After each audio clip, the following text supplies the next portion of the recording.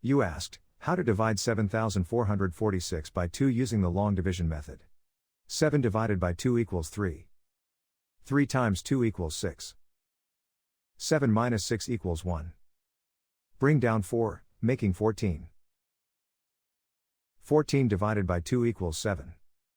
7 times 2 equals 14. 14 minus 14 equals 0. Bring down 4, making 4. 4 divided by 2 equals 2. 2 times 2 equals 4. 4 minus 4 equals 0. Bring down 6, making 6.